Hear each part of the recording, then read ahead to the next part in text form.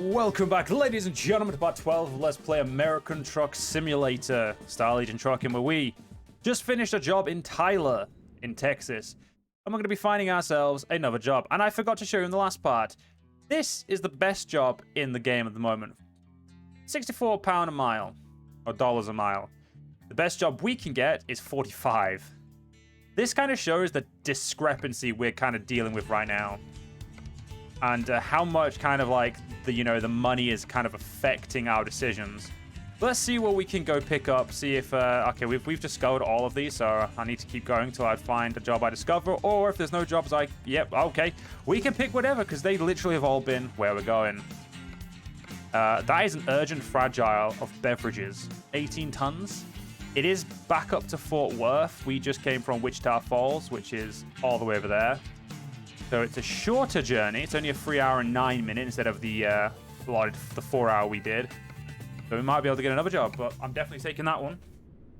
Time to get the job. Get out of it. We were going to just check out the blue and maroon for our truck, which we can just quickly do at the end. We can quickly do this after we pick up the urgent. I mean, yeah, it's urgent, but how urgent is urgent, you know? Like, I can quickly go check out, some paints. Time doesn't move when we're in there. It's fine. But yeah, we had a pretty good actually last session. No fines. We did really good. Our speed was perfect. Keep right. I was actually really happy with last session. I was very happy with last session actually. That's probably a better way to put it.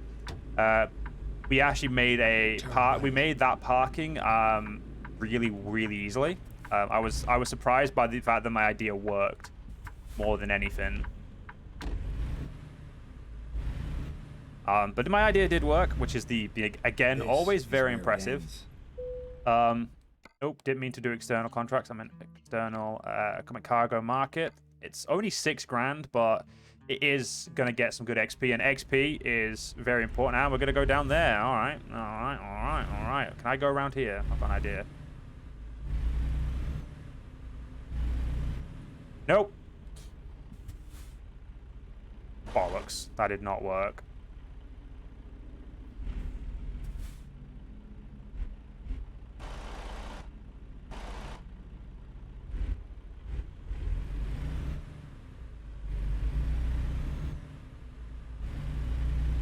They're probably thinking, what a tit.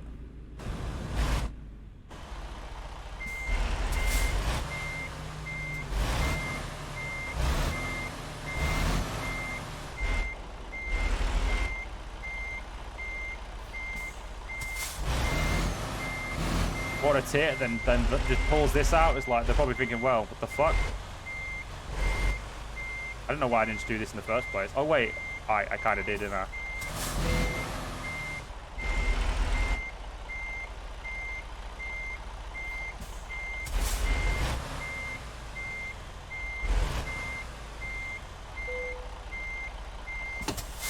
As far as I'm concerned, as long as it's in, that's all that matters to me. Oh, nearly an hour to load. Okay, here we go. So we're going to, yeah, we're not going anywhere special. So let's just knock this out, We'll go check on the maroon quickly though. Actually, I could just do this, can't I? I just realized I could have literally just done this. Paint and accessories, infinity, chuck that on. This white we make into a nice, ooh. Maybe sorry, no. But make it be like a. I like that actually, but we'll try it. We'll reapply this again, and we'll try. Ooh, actually no, wait.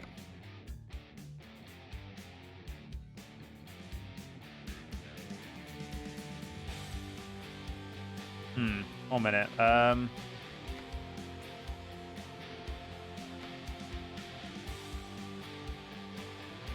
Nah. We'll leave it as it is. We're fine. I like the white and the black. I don't want to mess with a formula that's worked. Let's get ourselves over to Dallas, I believe. No, Houston. We're going to Houston. Oh, we're going to Fort Worth. I was wrong on both counts. One thing I do want to know, and I should have just looked at quickly, we're going to quickly pause again. I do apologize about this. I would like to know when we're going to get our next chassis. It is a level 8. It's a short 160 gal. We do get the medium at level. We're gonna get that, which yeah, the first sleeper will require a medium, and the one after that requires a long. So it might be worth just staying until we get to level 10 and getting that. But we'll see. You know, we've got quite a few parts till we get that, so let's just keep on focused and keep on keeping on, you know? We don't want to, you know, rock the boat too much. We want to make sure we're spending our money wisely, and we're going to be buying the new sleeper at level 10, so maybe, just maybe, we keep our money coming in until we hit level 10, because we, you know, I don't know if we're going to get our loan paid off by then, the 100 grand. We'll see. But if we get it paid off, then obviously we'll be a bit better in a better position, but I want that sleeper straight away. I don't want to be messing about. I want to get that 200 gal. You know, because 120 gallon is really bad. It's just, we're stopping way more often than I like to.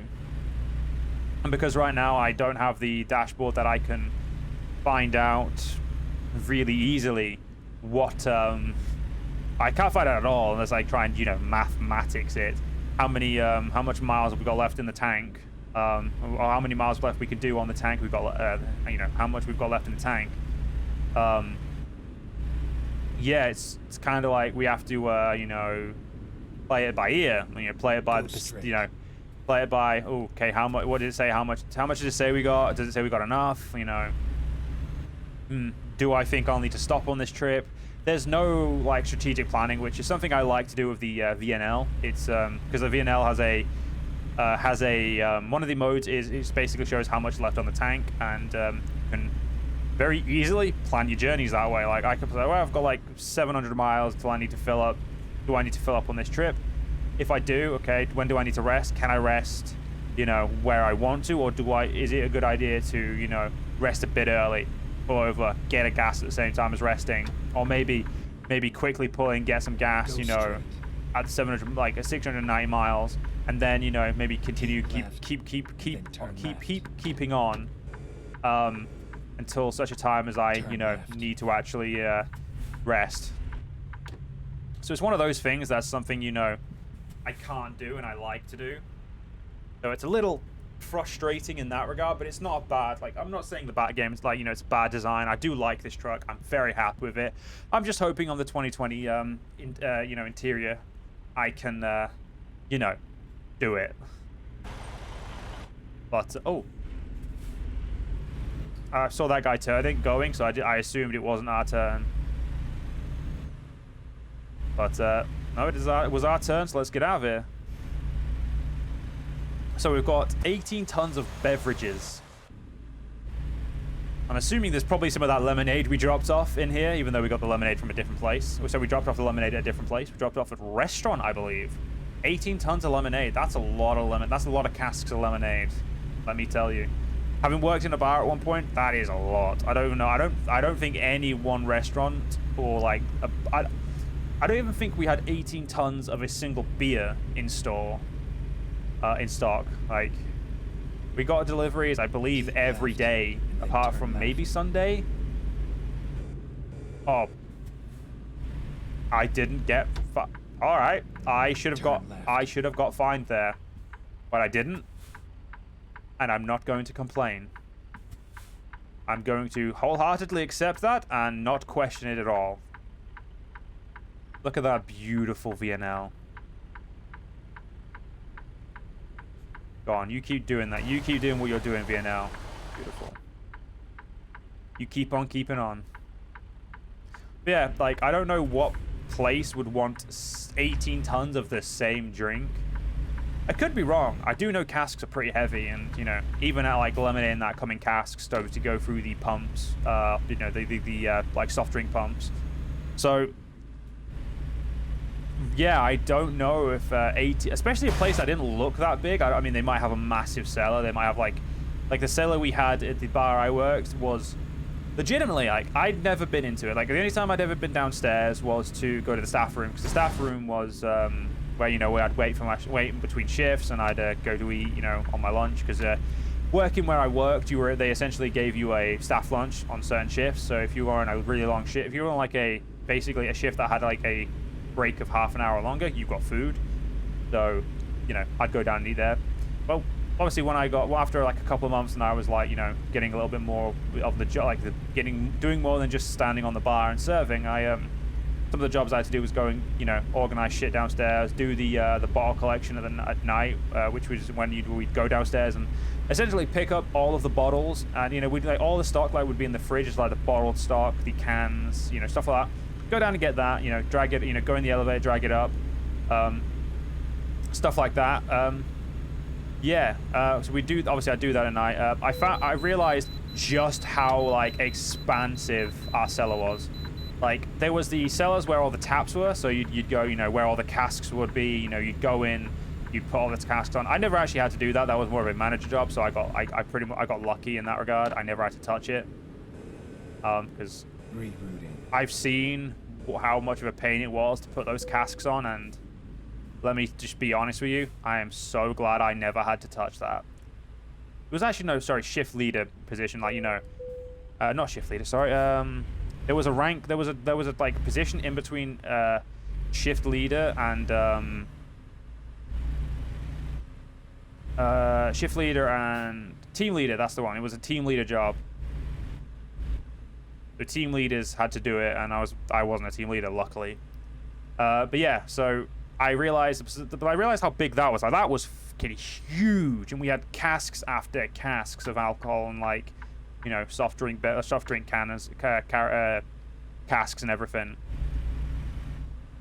And, like, I thought to myself, I was thinking, like, shit, this is big. And then I went to the place where we keep all the bottled stock and, like, bottles of wine and shit. And I was like, we were not even utilizing probably a half of the entirety of the actual cellar. Like, because the pump room, I think was what it's called, we kind of, you know, we don't consider that actually part of the cellar. It was, but it was bricked off, and, you know, it was a completely separate room. But just honestly, how big the cellar was so expansive. So 18 tons of lemonade, probably, like, if it can fit in the back of that easily, it could fit in the cellar. So maybe, you know what, if they had a cellar as big as the place I used to work at cellar, then fuck it, they could definitely store 18 tons of lemonade. Why they would, that's a completely different question. I mean, I never got close to even learning about the orders and anything like that when I worked at the bar. Mostly because COVID hit, and I then quit because I didn't think that the hospitality rules that had been brought out through COVID were good enough. Because they were extremely slack. They were extremely, like, don't get me wrong, I don't think I've had COVID. I think maybe I've had it once, if that. Like, it's not a problem. And I was never someone who was like, I don't want to work because of it. Like, you know, I went back to work on my retail job. It's just I didn't think that the, like, hospitality were good enough. Like, I don't think the restrictions, like, what they did was good. Like, it was essentially like, don't get me wrong, I'm glad the business is open, but fuck it, we could have done more. And honestly, they got lax so quickly that I was just like, nah, I'm dipping.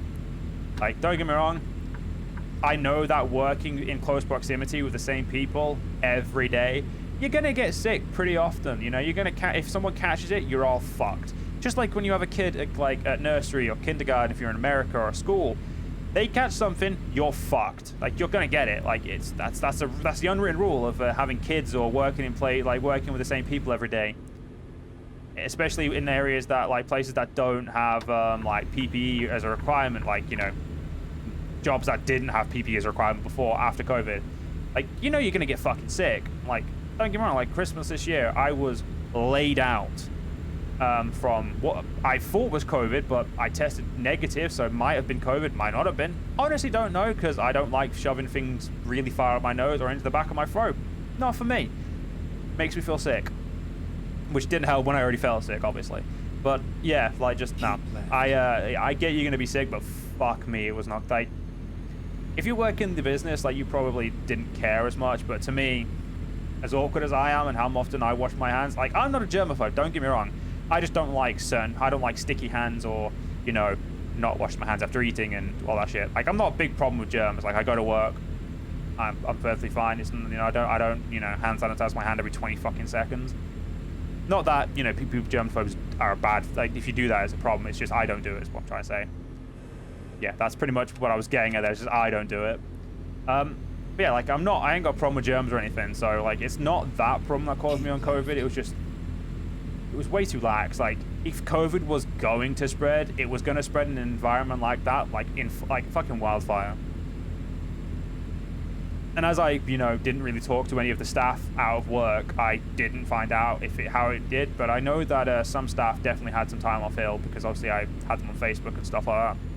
But yeah, nah, I wasn't like, I wore a mask at work as long as I could, even though like it was sucked. As soon as I found out we couldn't, like, don't get me wrong, I took that fucker off. But yeah, it was not like retail. Don't get me wrong, like, people come in, go out, that's it. Like, you know, the only people you're in, you know, you're at work with, you're going to be with them consistently. You know, it's that situation of, if someone at work gets ill, you're going to get it too. Whether or not you get it worse than them or better than them, never know. In my case, when over Christmas, I got it worse than some of my colleague who had it. He just felt shit. Like, but he was still able to function and, you know, work. I literally was pain all over, super sensitive to every temperature, and honestly just felt like I was dying, which, you know, bedridden me for most days, which was like, I think it was like, not bedridden, but like I could get up, but it was like I was in constant pain, so I stayed in bed, like that type of bedridden. But that when you essentially make the decision, like I am sick, I'm not getting up, I don't care if I'm off, I'm not getting up, I am sick, I'm staying in bed, that type of bedridden. I should definitely clarify, because like there are people who've been bedridden, and I wasn't that. There is no petrol or diesel on the way here. That sucks. How long we got until we need to rest? 6 hours? Loads of time. We're basically here anyway, so job well done.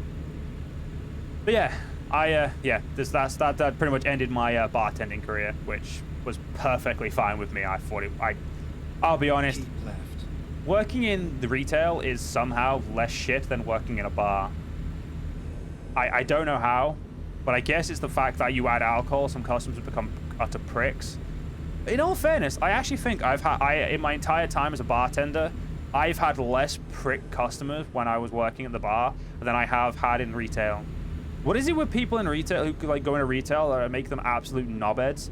Like, don't get me wrong, we had fights at the bar, but I never had to deal with it. And like, I know anybody who was being, I did have a customer who I ID'd his son, and his son accepted I ID'd him, didn't have his ID.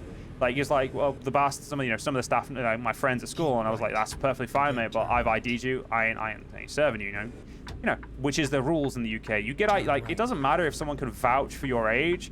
If someone's ID'd you, that's it, they've ID'd you. It doesn't matter, like, that's it. Unless you can provide ID, you ain't getting jack shit, which, you know, it's good. Like, if you were ID someone, and then someone's like, oh, no, they are, it's like, well, fuck off, I don't give a shit. If you can buy it if you've got ID, but I ain't say, like, especially in retail, it's like, if you've got an 18, someone buys it, and someone wants to buy it, they ain't got ID, but their friend's got ID, you can legally sell it to them. You know they're going to give it to them, but it's that gray area. In the UK, that's, like, considered illegal. Alcohol is obviously big different. You ain't got ID, you ain't getting jack shit, bud. And, you know, the son in this situation accepted that like a champ.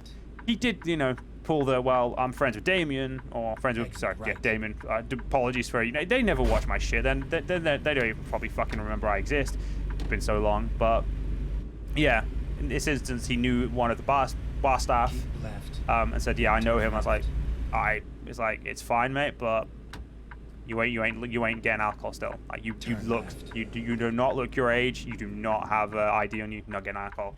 His dad spent 20 minutes after that interaction saying, I was like, great, so what do you want, mate? I was like, I want a Foster's for him and a pint for me. I was like, he can have a Coke, mate, or he can have a soft drink. I can make you a pint, but he's having a soft drink. He's like, no, he's having a Foster, mate. He's fucking in, mate. It's like, and it got, like, I spent 15 minutes before well, one of the, like, he kind of gave up because, like, this manager just came up and was like, right, mate, told you, you're not having it, you know, you need to stop. And this was like, I was a lot less experienced back then at dealing with these, because I think this was like my first ever really prickish customer. Like, I've had certain customers who are regulars who kind of liked shit a certain way and, you know, very particular. But I wouldn't consider them dickheads. They were just like, I like my shit my way. You know, if you don't do it my way, I'm a bit annoyed and, you know, I'm going to be a bit iffy with you for a bit. But as soon as you start pouring pints pretty much perfectly for them, they were sound. And they were just really nice in general. They just, you know, they were all men who were very specific and were very used to having their drinks poured for them a certain way, which is fine. You know, they're entitled to getting in the way they want it, and that never pissed me off. Like, I was annoyed. I was like, oh, he's a bit of a prick in here. And it was like, no, he's just awkward. And I was like, well, fair. If he's awkward in there.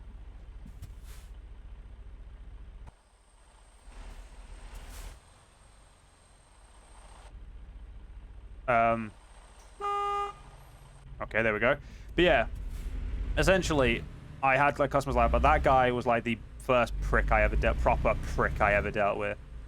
But I dealt with it, and like these days, I do not give a shit. Like, if fuck, just a bit of rollback there. Yeah, essentially, just I don't deal. I if someone's being a prick these days, I'm pretty much like, yeah, this is it. You know, you either buy it, you don't. I don't really care which. I feel like just in retail in general. Here we are. Oh, kind of on fuck time. off, Joe. You've not done what have you done what I think you've done? Let's have a look. I think I've done what I think I've done, and I'm gonna make it worse if I've done this fucking wrong. Okay, no, we're good. Okay, cool. But yeah, essentially, that was my first experience, and like, that was the worst experience I ever had at the bar. And don't get me wrong, he was an absolute asshole. Wait, where the fuck does it? Are you kidding me? Fuck you, game. That's evil.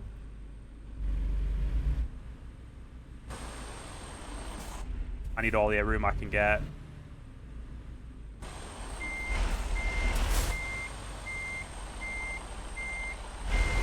Now that ain't enough room. But yeah, essentially, yeah, that was like the worst I'd ever been treated in the bar, which is weird. But in my retail job, like, holy shit, people are assholes. Like, you don't like something, that's fine, don't like it, but no need to be a prick to the fucking, you know, assistant manager in this instance, I guess, because I did get a promotion. So yeah, no need to be you know, an absolute asshole to some random like employee. Like, just stop being a cunt, you know. Like, if you feel like you've been fucked over in a shop, that's fine. Tell them you're not happy with the service, but don't be an asshole, man. Like, do you think they came to work to deal with you being a prick? No, they came to work because they've got fucking shit to pay for. You know, they've got bills, they've got kids, you know, shit like that. They don't need you and your fucking tantrums, you know, pissing them off and making their day worse.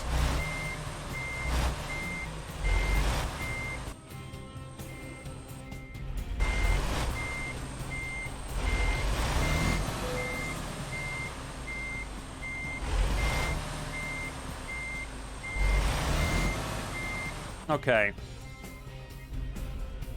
This is a problem. I may have to actually skip this one. I don't know if I can get it in.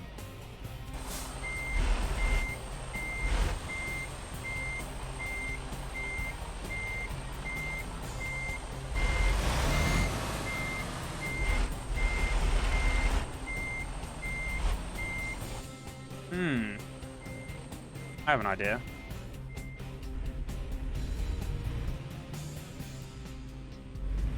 I pull this over. I do apologize about my story, kind of just, yeah. Essentially, yeah. If you don't work in retail, don't be a prick to people who do. They probably don't want to be there just as much as you are pissed off in this situation. Especially in situations where, you know, maybe you've bought something and it hasn't been exactly what you've wanted, and you don't like the fact that the returns policy is there's no returns. Because, yeah, there are places that don't do returns. Do you not know this? Like, fuck. I've got an hour and 48 minutes to figure this out.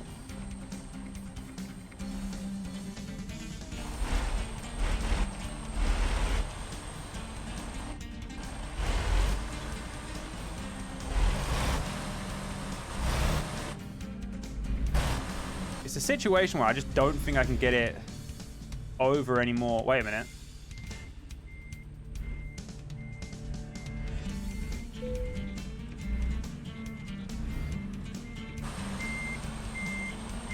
No, it's just,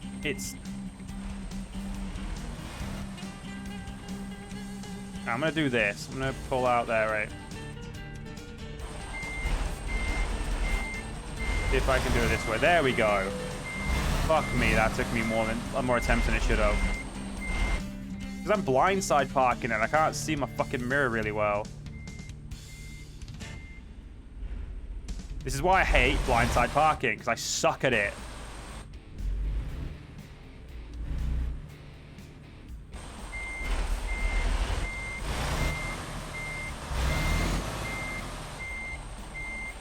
Okay, glad I didn't skip.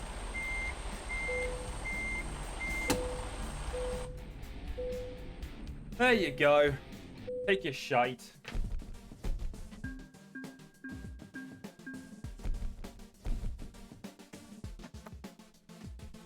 I deserve more XP for that. Fuck you.